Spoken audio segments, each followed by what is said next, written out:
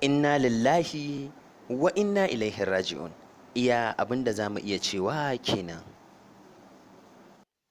Gishirin Rayuwa TV, ku danna subscribe sannan ku danna alamar ƙararrawa wanda za ta sanar muku da zarar mun ɗora.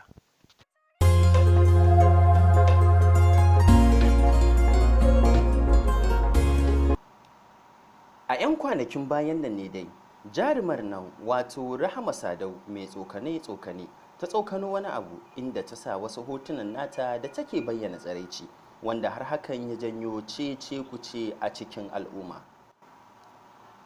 A cikin hotunan na jaruma Rahama Sadau, hakan ya janyo har aka yi ɓatanci ga shugaban halitta Annabi Muhammadu sallallahu alaihi wasallam, inda wasu daga cikin 'yan fim ɗin suka yi mata suka yi ta maganganu a kai.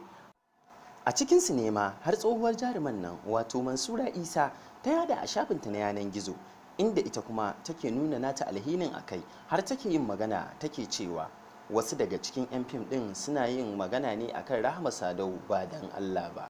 A cikin maganganun da jarumar ta yi ne har take cewa wasu daga cikin 'yan fim ɗin ai sun daɗe suna aikata alfasha, sai dai kawai sun tsani Rahama Sadau ne saboda wata 'yar matsala da ka iya shiga tsakaninsu. Maganar da tsohuwar jarumar Mansura Isa ta yi ya ma wasu daga cikin 'yan fim ɗin zafi, inda har Hafsat Shehu ta shiga ta mata martani akan maganar da take yi, ita kuma take cewa wallahi da masu zina da aurensu mun san komai, Allah dai ya shirya, amma kowa yana da kashi a gindinsa, kuma kowa yana da abin faɗi, na wani ya fi na wani ne dai, Allah ya sa mu dace. Maganar da ta yi lallai ta yi ma tsohuwar jaruma Mansura Isa zafi, inda ita kuma ta taƙarƙare ta mayar mata da nata martanin take cewa wallahi ke dai bari, wata ma bata tare ba aka kama ta da mace sai ci gaba ta yi da zama a gidan uwarta.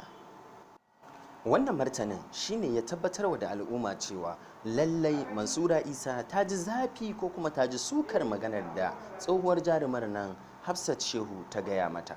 To, mu abin da za mu iya cewa a nan shine Ubangiji Allah ya kiyaye. Ku danna mana subscribe sannan ku danna alamar ƙararrawa.